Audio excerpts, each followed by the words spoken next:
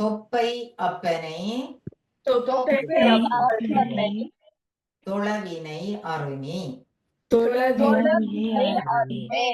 திருக்குறளை ஓதினால் திருக்குறளை ஓதினால் உயர்வு கிட்டும். உயர்வு கிட்டும். திருக்குறளை ஓதினால் திருக்குறளை ஓதினால் பண்பாடு தானே வரும். பண்பாடு தானே வரும். திருக்குறளை ஓதினால் திருக்குறளை ஓதினால் மனமாசு நீங்கும். மனமாசு நீங்கும். திருக்குறளை ஓதினால் திருக்குறளை ஓதினால் தெய்வ நிலையே அடையலாம். தெய்வ நிலையை அடையலாம். எனவே எனவே வள்ளுவர் வகுத்த வள்ளுவர் வகுத்த அறநெறியில் வாழ்வோம். அறநெறியில் வாழ்வோம். குறள் நெறி போற்றி புறநெறி போற்றி குவலயம் காப்போம். குவலயம் காப்போம். உலகம் சமநிலை பெற வேண்டும். உலகம் சமநிலை பெற வேண்டும். உயர்வு தாழ்விலா நிலை வேண்டும். உயர்வு தாழ்வா நிலை வேண்டும். நிறைவே காணும் மனம் வேண்டும். நிறைவே காணும் மனம் வேண்டும். இறைவா அதை நீ தர வேண்டும். இறைவா அதை நீ தர வேண்டும். சரி, இதுதான் கடவுள் வணக்கம் செய்தாச்சு. இப்ப நாங்கள் என்ன செய்வோம்? சரியோ?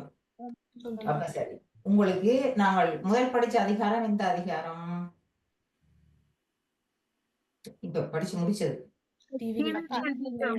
அச்சம். அது எத்தனாவது அதிகாரம்? என்ன? 21. 21. 22வது என்ன ஞாபகமா இருக்கும்? சொல்லுங்கம்மா. ஒப்புரவு அறிதல். கட்டிக்காரு. ஒப்புரவு அறிதல். ஒப்புரவு அறிதல் என்றால் என்ன? சமுதாயத்தோடு நாங்கள் நன்மை செய்யறது, உதவி செய்யறது. சமுதாயத்துக்கு நாங்கள் உதவி செய்யணும். சரியோ? அப்ப அது என்ன மாதிரி, அது எப்படி நாங்க உதவி செய்யறது, அது உதவி செய்யக்குள்ள எங்களோட மனசு எப்படி, மனப்பான்மை எப்படி இருக்க வேணும் என்ற விஷயத்தை தான் இதுல சொல்லும். ஏன்னா சமுதாயத்துக்கு உதவி செய்யறது என்று சொல்லி போட்டு நாங்கள் அவை தேர்ந்து சமுதாயத்திற்கு இருந்து ஒரு எதிர்பார்ப்போடு நாங்க அந்த உதவி செய்யலாமோ? ஏனென்றால் அவை எங்களை மதிப்பினம், எங்களை புகழினம் என்று எந்த ஒரு எதிர்பார்ப்பும் இல்லாமல் நாங்கள் அந்த உதவியை சமுதாயத்துக்கு செய்வோம். சரியோ? சமுதாயத்துக்கு செய்யறது என்றால் எந்த வகையான உதவிகளை நீங்க செய்யலாம் சொல்லுங்க. சமுதாயத்துக்கு பயன்படக்கூடிய வகையான உதவிகளை தான் நாங்க செய்யலாம். அப்ப முதலாவது நாங்கள் யாருக்கு செய்யலாம் சொல்லுங்க. அதாவது இந்த குழந்தை பிள்ளைகள், சரியோ? குழந்தை பிள்ளைகள் படிக்க கஷ்டப்பட்டு இருக்கிற பிள்ளைகளுக்கு நாங்கள் என்ன செய்யலாம்? சாப்பிட கஷ்டப்படுறவைக்கு, படிக்க கஷ்டப்பட்டு இருக்கிற என்ன ஏழ்மையிலே உள்ள அனாதை குழந்தைகளுக்கு உதவி செய்யலாம். அதாவது எங்கேயாவது ஒரு இடத்துல அவையில் வச்சு ஆர்கனைசேஷன், அதாவது காப்பகம் என்று சொல்லி நம்ம அந்த இடங்களுக்கு நாங்கள் உங்களுக்கு இயன்றதை கொடுத்து, அது ஒப்புரவு. சரியோ? இயன்றதை கொடுத்தால் அந்த பிள்ளைகள் என்ன செய்யணும்?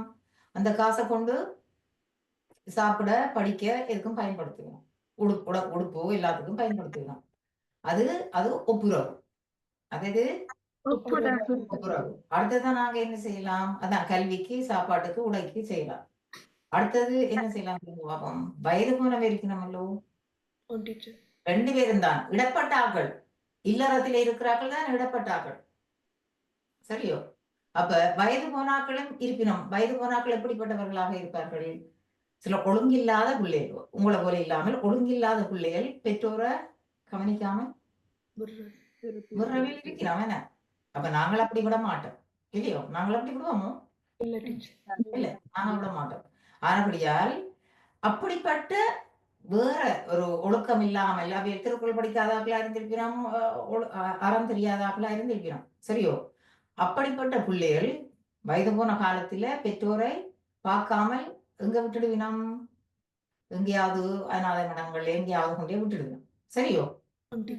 அப்ப அப்படி கஷ்டப்பட்டு கொண்டு இருக்கிற அந்த இடத்திலேயும் கொண்டே காசை கொடுத்தால் அங்க இருக்கிற வயோதிபர்கள் என்ன செய்வேன், அந்த நாங்கள் கொடுக்கிற பணத்தை கொண்டு அந்த வயது போனவர்கள் எல்லாம் சாப்பிடலாம் இல்லையோ. இப்படி செய்யறதுக்கு பேர் தான் ஒப்புரவு. சரியோ. இந்த ஒப்புரவு எப்படி நாங்கள் செய்யறது அப்படின்றதை தான் பாக்குறது. ஈகைன்றது என்ன சொல்லுங்க பாப்போம். ஈகை இந்த அடுத்த தரம் பார்ப்போம். என்னது ஈகை? ஒருவர் கஷ்டப்படிக்க அது இப்ப ரோட்டால போய்க்குள்ள கால் நடக்க இல்லாதவர் இருந்தா அது 4 பேருக்கு தெரியாது இல்லையோ. அவங்க நீங்கள் அவர் பாவம் கஷ்டப்படுறாருன்னு போட்டு கொடுக்கறது ஈகை. தனிப்பட்ட ஒரு ஆளுக்கு நீங்க காணைக்குள்ள கொடுக்கறது ஈகை. சரியோ. அப்ப ஈகையும் உங்களுக்கு ஒப்புரவும் விளங்கி இருப்பா. சரியோ. அப்ப ஒப்புரவுன்றால் அது எங்க செய்யறது? சமுதாயத்துக்குள்ள பொதுவான விஷயங்கள்ல செய்யறது. அதுக்கு தக்காருக்கு இந்த குரலை சொல்லினா தக்காருக்கு கொடுக்கணும்டா. தக்கார் என்றால் என்ன? தகுதியுடையவர்களுக்கு தான் கொடுக்கணும். சரியோ. தகுதி இல்லாதவர்களுக்கு கொடுக்க கூடாது, கொடுக்க தேவையில்லை, கொடுக்க தேவை. சரி, இதுதான் ஒப்புரவு. விளங்கி இருக்க இப்ப ஒப்புரவு. அப்ப என்னன்னு சொல்றது? அதை ஒப்புரவு நாங்கள் இப்படி கொடுக்கறதே இந்த நாங்க பிரெஞ்சுல சொல்லலாம் சரிட்டி. சரிட்டி தெரியுமா உங்களுக்கு பிரெஞ்சுல? சரிட்டி சரித்தே சரித்தே சொல்றது சரித்தே. என்ன சொல்றது? சரித்தேண்டா என்ன சொல்றது? சரித்தே ஸ்பெல் பண்ணுங்க. சரித்தே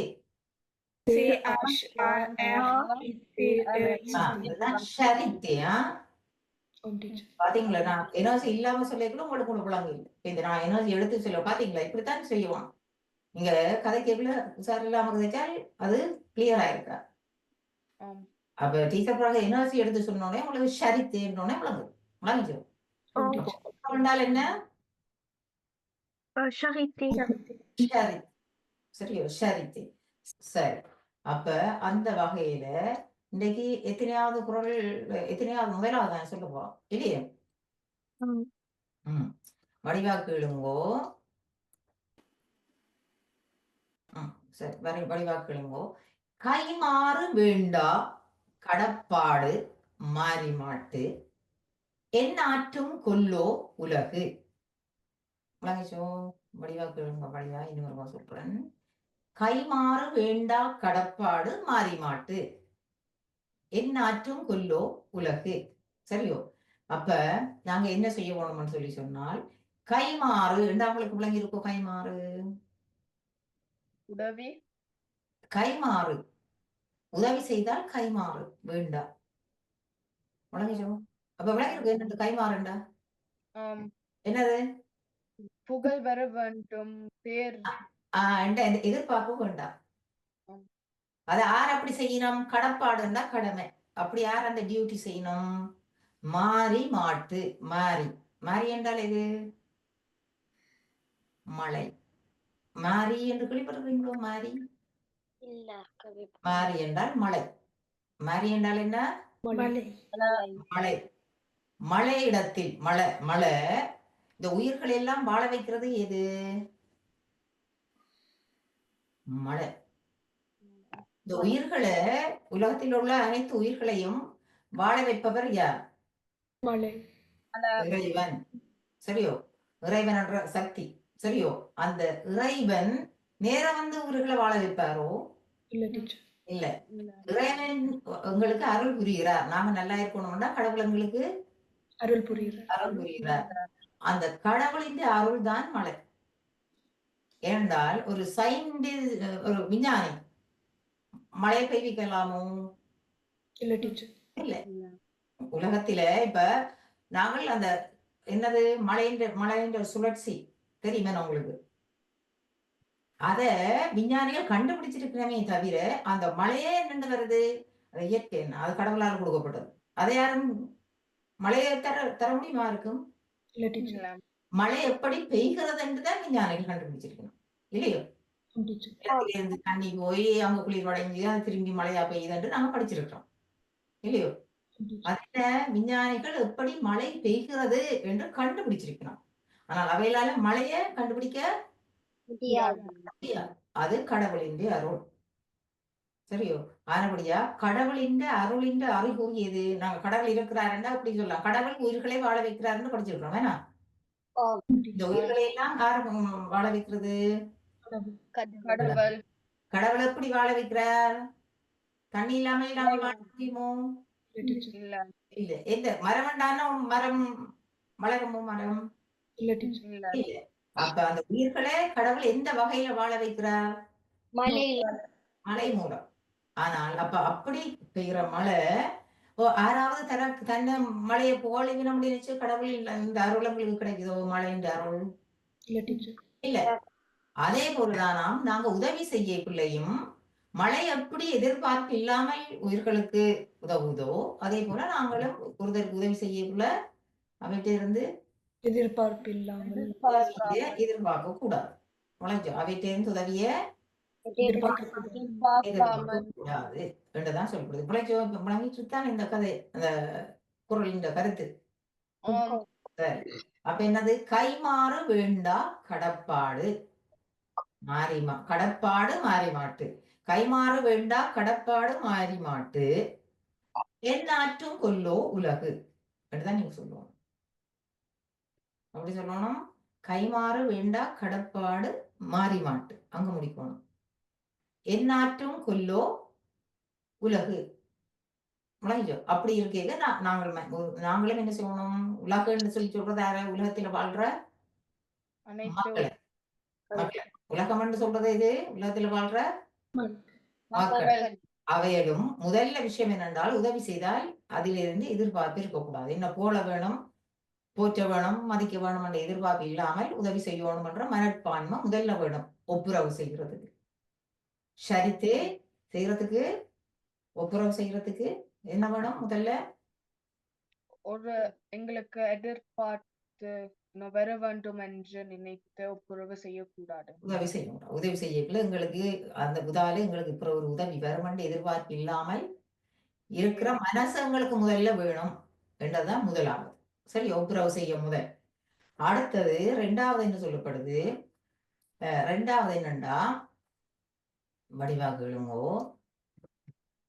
தாளாற்றி தந்த பொருளெல்லாம் தக்கார்க்கு வேளாண்மை செய்த பொருட்டு. முழங்கிருக்கோ?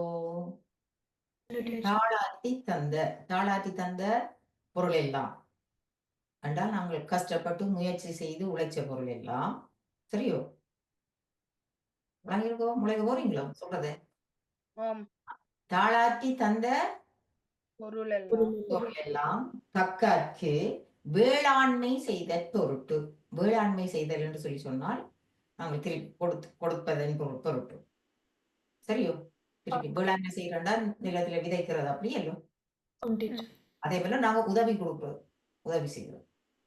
வேளாண்மை செய்தல் என்றால் நெல்லை நாங்கள் போட்டு விதைக்கிறது. அதே போல நம்மளோட உதவிய அதைத்தான் அவர் வேளாண்மைன்னு சொல்லுவோம். விளங்கி சொல்லு. அப்ப வடிவாக்கு எழுங்கோ. தாளாற்றி தந்த பொருள் எல்லாம் தக்கார்க்கு என்றால் என்ன? நாங்கள் கஷ்டப்பட்டு உழைச்ச பொருள் எல்லாம் தேவைப்படுபவர்களுக்கு பேருக்காக போய் நல்ல முதலே கணக்கு ரிச்சா இருக்கிறவங்களுக்கு திருப்பி நாங்க காசை கொடுக்க வேண்டிய அவசியம் இல்லை. விளைஞ்சோ கஷ்டப்பட்டு தான் நாங்க உதவி செய்வோம். அப்ப தக்கார்க்கு வேளாண்மை செய்தல் பொருட்டு என்றால் என்ன? நாங்கள் உழைக்கிற காசுகள் எல்லாம், நாங்கள் உழைத்து சேர்க்கிற செல்வங்கள் எல்லாம் எங்கட தேவையை நிறைவு செய்து கொண்டு எங்கட தேவைக்கெல்லாம் பாவிச்சு முடிச்சு மிச்சமா இருந்தால் அந்த மிச்சமான பணத்தை நாங்கள் யாருக்கு கொடுத்தல் பொருட்டு தான் கடவுள் எங்களுக்கு தந்திருக்கிறார். யாருக்கு கொடுக்கறதன் பொருட்டு? யாருக்கு கொடுக்கறதுக்காக கடவுள் எங்களுக்கு மேலதிகமான பணத்தை தந்திருக்கிறார்? தக்கார்க்கு கஷ்டப்பட்டவர்களுக்கு தான் கொடுக்கறதுக்கு கடவுள் தந்திருக்கிறார். அதை நாங்கள் தேவையில்லாமல் செலவழிக்கு செய்யக்கூடாது. தேவையில்லாமல் செலவு செய்யக்கூடாது என்றதான் சொல்லப்படுது. நீங்க உழைச்சாலும் தேவையில்லாமல் போய் களியாட்டங்களுக்கும் ஃப்ரெண்ட்ஸோட சேர்ந்து கொண்டே செலவழிக்கிறதுக்கும் அப்படி செய்யக்கூடாது. சரி, அது நீங்கள் பாட்டு செய்யறாலும் ஒரு சந்தோஷத்துக்காக அளவா சின்னனா சிக்கனமா செய்வோம் இல்லையோ? ஆம் டீச்சர். இப்போ உதாரணத்துக்கு ஒரு யாரும் சொல்லி செய்யணும் கல்யாணம் உடன் சொல்லி சொன்னால் ஓகே 4 பேரை கூப்பிட்டு சாப்பாடு கொடுத்து சந்தோஷமா செய்யலாம். அதை கொண்டு போய் நடு கடலுக்கு கொண்டு போய் வச்சு கப்பல்ல கொண்டு போய் வச்சு கல்யாணத்தை செய்து பெரிய ஆரவாரம் அதை செய்யறது அது என்னது நல்லது இல்லை என்ன? இல்ல டீச்சர். உங்களோட ஒப்பீனியன் என்ன? நீங்கள் உங்களுக்கு ஒரு ஒப்பீனியன் இருக்கு. நீங்க என்ன நினைக்கிறீங்களா அதை பத்தி? உண்மையில சொல்லணும். உங்களுக்கு அப்படி ஒரு ஒரு விழா செய்ய விருப்பமோ? நடுக்கடல்ல பெரிய ஆடம்பரமா? ஆ இல்ல டீச்சர். இல்ல. அதெல்லாம் ஒரு தேவையில்ல. ஆனா நாங்க என்ன செய்யலாம்? ஒரு சின்ன ஒரு இடத்துல சமைச்சு அதாவது ஓகே சாப்பாடு எடுத்து எல்லாரும் சேர்ந்து செய்யறது அது சந்தோஷம். அதைத்தான் நீங்க சொல்லப்படுது. மகிழ்ச்சி. ஆடம்பரம் இல்லாம எப்படி செய்யணும்? எல்லாரையும் கூப்பிட்டு சந்தோஷமா ஒரு நாள் என்ன செய்யலாம்? கொண்டாட்டம் செய்யலாம். ஆனா அதுக்கு தேவையில்லாத செலவுகளை செய்யக்கூடாதுன்னு சொல்லப்படுது. அவர் மகிழ்ச்சி. அப்ப என்ன பாப்போம்? நாங்கள் தாளாட்டி தந்த பொருள் எல்லாம் தக்கார்க்கு வேளாண்மை செய்தல் பொருட்டு. இருக்கோ சொல்லுவீங்களோ? இந்த 2 குரலையும் தான் நீங்க பாடமாக்கி சொல்லணும். ம். ஓகே சரி. அப்ப இனி ரிவிஷனுக்குள்ள உங்கள்ட்ட சொல்லுவோம். சொல்லுங்க பாப்போம். ஒப்புரவென்றால் என்ன? முதலாவது குறள், 2வது குறள் சொல்லுங்க. டீச்சர் முதலாவது குரலை திருப்பி சொல்லுறீங்களா? முதலாவது குறள் கைமாறு வேண்டா கடப்பாடு மாறி மாட்டு. கைமாறு வேண்டா கடப்பாடு மாறி மாட்டு. மாறி மழையிடம் எதிர்பார்ப்பு இல்லாமத்தான் உலகுக்கு உதவுது. சரியோ? எந்நாற்றும் கொல்லோ உலகு. அதே போலதான் உலகுள்ள உள்ளவர்களும் நாங்களும் எதிர்பார்ப்பு இல்லாமல் உதவி செய்ய வேண்டும், ஒப்புரவு செய்ய வேண்டும். மாதிரி சொல்ல போறேன் டீச்சர். கைமாறு செய்யா சொல்லுவாங்க. கைமாறு வேண்டா கடப்பாடு மாறி மாட்டு என் ஆற்றுங்கொள்ளோ உலகு. கடிகாரம் சொல்லுங்க. உங்களுக்கு நல்ல மெமரி பவர்களும் வரும். இப்படி கடிகாரம் சொல்லுங்க. கடவுள் எங்களுக்கு அருள் புரியறதுக்கு மழையை எப்படி எங்களுக்கு தாராரோ, மழை வந்து எதிர்பார்ப்பில்லாமல் உயிரினங்கள்ல இருந்து எதிர்பார்ப்பில்லாமல் எப்படி பொழிகிறதோ அதே எல்லாருக்கும் உதவி செய்து காக்குதேன் அந்த இது மழை எப்படி உதவி செய்து காக்குதோ அதே போல் நாங்களும் ஒருவருக்கு உதவி செய்ய எதிர்பார்ப்பில்லாமல் உதவி செய்ய வேண்டும். அடுத்ததையும் சொல்லுங்க கையோட. எந்த குறள்? தாளாற்றி தந்த பொருளெல்லாம் தக்கார்க்கு வேளாண்மை செய்த பொருட்டு.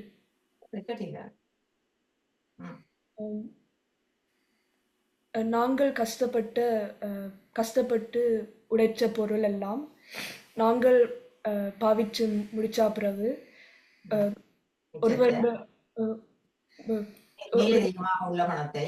மேலதிகமா உள்ள பணத்தை நாங்கள் கஷ்டப்பட்ட ஆட்களுக்கு தான் உதவி செய்து கொடுக்க வேண்டும்.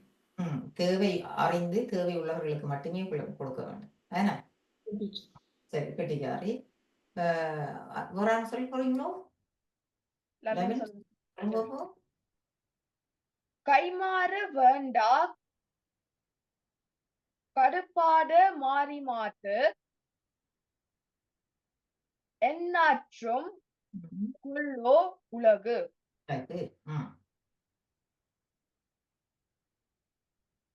எப்படி கடவுள் மலையை தந்து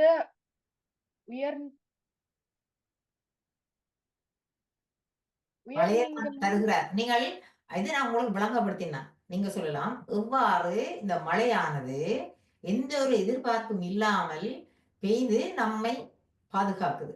இப்ப எங்களை உயிர்களை வாழ வைக்குது. எங்களை உயிர்களை வாழ வைக்கிறதுக்கு இந்த மழை ஏதாவது எதிர்பார்த்து செய்தோ? ஆனா மழை கடவுளின் அறைக்குறி என்று சொன்னாங்க. உங்களுக்கு அதை விளங்குறதுக்கா விளங்க சொல்லுங்க. எப்படி மழை எதிர்பார்த்து எங்களுக்கு எதிர்பார்ப்பு இல்லாமல் எப்படி மழை எதிர்பார்ப்பு இல்லாமல் எங்களுக்கு பாதுகாக்கிறதோ எங்களை வாழ வைக்கிறது. எங்களை வாழ வைக்கிறது. நாங்கள் உயிரோடு வாழ்றது மழை இல்லாட்டி வாழ முடியாது. எங்களை எங்களை பாதுகாக்கிறதுல எங்களை உயிரே வாழ வைக்கிறது. மழை இல்லாட்டில் எந்த உயிரும் வாழ முடியாது. மழையில வாழ்றது ஆம். அப்ப சொல்லுங்க. எப்படி மழை அஹ், எதிர்பார்ப்பு இல்லாமல் எங்களை வாழ வைக்கிறதோ அதை எல்லா உயிர்களையும், சகல உயிர்களையும், மிருகங்கள், மரங்கள் அனைத்தையும். அப்ப உயிர்கள் என்று நீங்க சொல்லலாம். எப்படி மழை எதிர்பார்ப்பு இல்லாமல் உயிர்களை வாழ வைக்கிறதோ அதை போல் நாங்களும்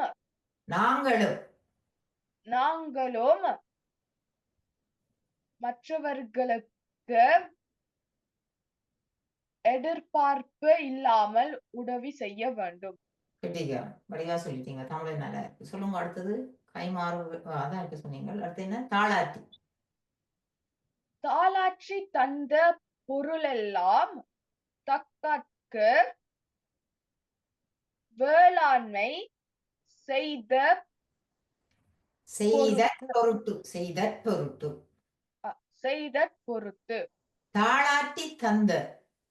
தாளாட்டி தந்த பொருள் எல்லாம் தக்கார்க்கு வேளாண்மை செய்த பொருட்டு.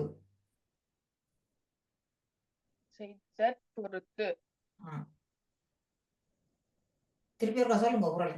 தாளாட்டி தந்த பொருள்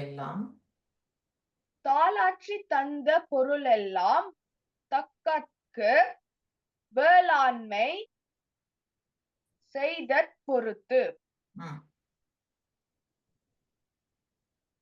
நாங்கள் செலவிச்ச பொருள் பணமெல்லாம் நாங்கள் உழைத்த எங்களோட முயற்சியால உழைத்த பணம் எல்லாம்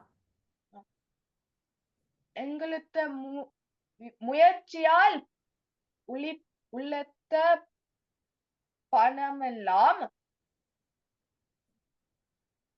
அதை எங்களுடைய தேவைக்கு மிஞ்சி, எங்களோட தேவைக்கு மேலதிகமாக உள்ளதை, எங்களுத்த தேவைக்கு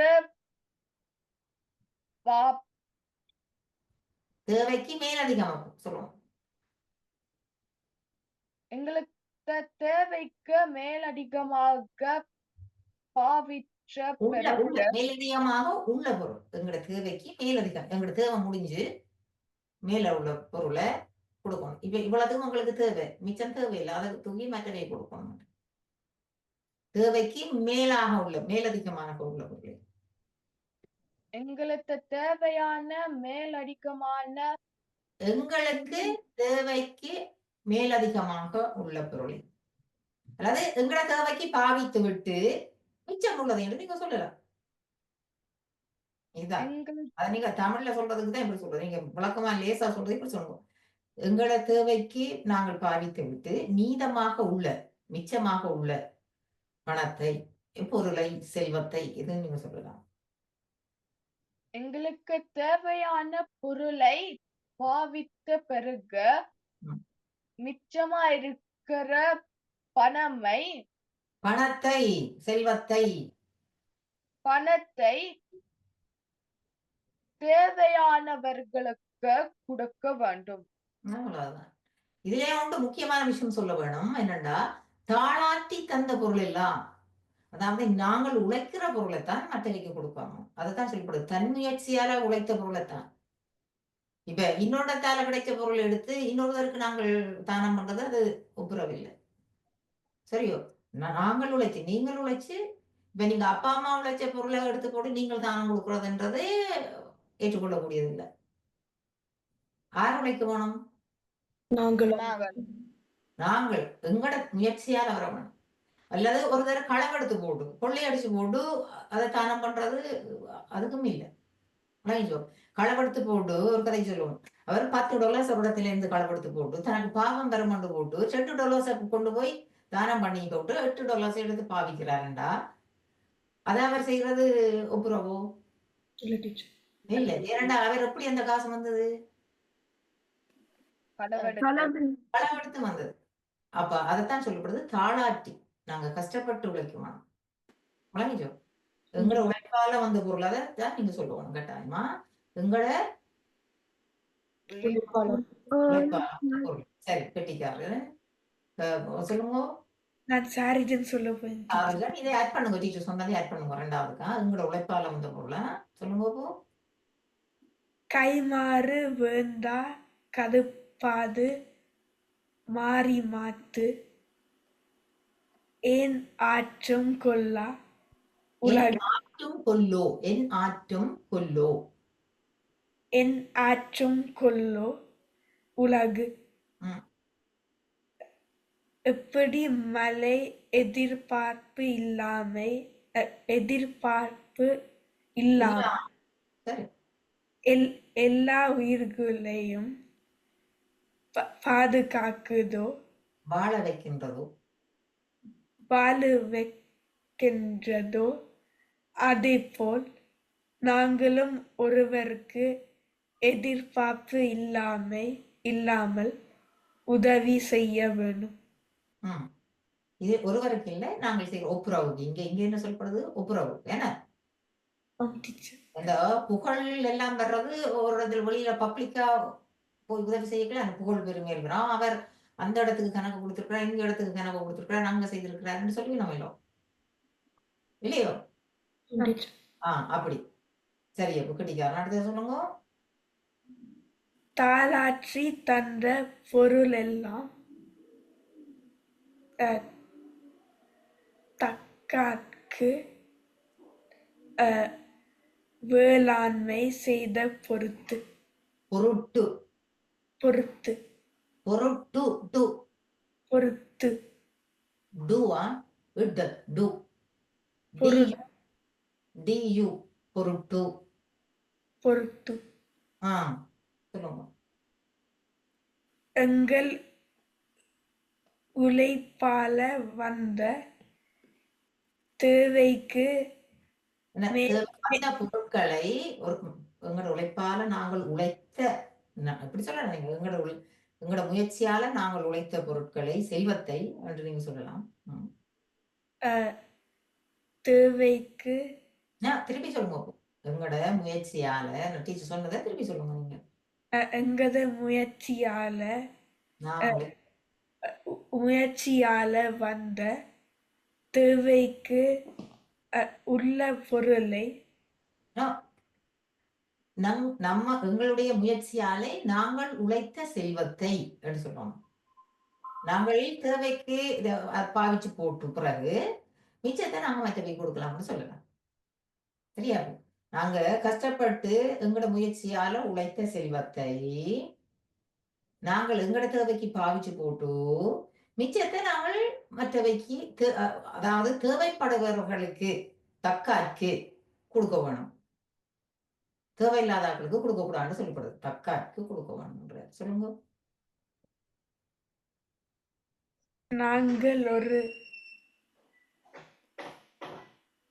நாங்க கஷ்டப்பட்டு நீங்க உங்களுக்கு தெரியும். இப்ப நாங்க கஷ்டப்பட்டு உழைச்ச பொருளை, நாங்க கஷ்டப்பட்டு உழைச்ச செல்வத்தைன்னு சொல்லுங்க. நாங்கள் கஷ்டப்பட்ட செல்வத்தை கஷ்டப்பட்டு உழைச்சு, நாங்க கஷ்டப்பட்டு உழைக்கிறது. நாங்கள் கஷ்டப்பட்டு உழைச்ச செல்வத்தை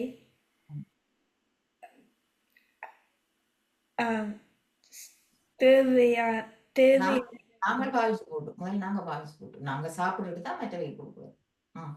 நாங்கள் கஷ்டப்பட்ட உழைச்சை செல்வத்தை நாங்கள் பாவிச்சிட்டு தேவையானவர்களுக்கு மிச்சத்தை தேவையானவர்களுக்கு உதவ வேண்டும். அதுக்குதான் கடவுள் எங்களுக்கு தந்திருக்கிறாருன்னு சொல்லப்படுது. வேளாண்மை செய்தல் பொருட்டு என்றால் கடவுள் எங்களுக்கு செல்வம் தந்தது எதற்காக என்றாலாம், நாங்க கஷ்டப்பட்டு உழைச்ச பொருளை நாங்கள் எங்களோட தேவைக்கு அதிகமா இருக்கிற பொருளை மற்றவர்களுக்கு கொடுப்பதற்கே கடவுள் எங்கள்கிட்ட பணத்தை தருவார். அப்படி மனம் இல்லாத ஆக்களுக்கு கடவுள் பணம் கொடுக்க மாட்டார். அவர்களை செல்வந்தராக வச்சிருக்க மாட்டார். அப்ப நீங்க செல்வந்தரா இருக்கிறீங்களா, அப்ப கடவுள் அதுக்கு ஒரு காரணம் வச்சிருப்பார். உங்களோட தேவைக்கு அதிகமா பணம் இருக்குன்றால் காரணம் என்ன? உங்களோட மனசு நல்லது, நீங்க மற்றவங்க கொடுப்பீங்கன்றதுக்காக தான் உங்களோட பணத்தை கடவுள் தந்திருப்பார். இல்லையண்டா அப்படி இல்லாதாக்களுக்கு அந்த மனம் இல்லாதவர்களுக்கு கடவுள் கொடுக்க மாட்டார். முளைச்சோ ஆம் டீச்சர். ஆம். சரி கட்டிக்கார். அடுத்தது சக்கினா சொல்ல போறேன். அகிலா சொல்லுங்கம்மா. அஹ், கைமாறு. கைமாற வேண்டா கதைப்பாடு கடப்பாடு. கடற்பாடு மரி மாத்து மரிமாத்து மாறி மாட்டு. மாறி இந்த கவனிச்சு உங்க டீச்சர் இப்படி சொல்லியிருக்கோம், உங்களுக்கு ஞாபகத்தில் இருக்கும். அப்படி சொல்லி இருந்தவை பார்த்தேன். துர்கா சொன்னவ.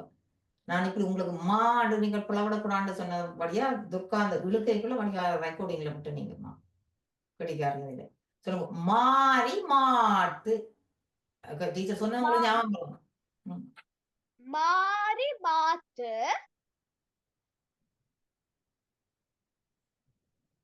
என்ன என்னாற்றும் கொள்ளோ உலகு ஆ. மலை மலை எந்த எதிர்பார்ப்பும் இல்லாமல் உயிர்களை வாழ வைக்கிறது. நீங்க இப்படி சொன்னா போதும். மலை எந்த எதிர்பார்க்காமல் உயர்களை உயர்களை வாழ வைக்கும் போல நாம் ஒருவருக்கு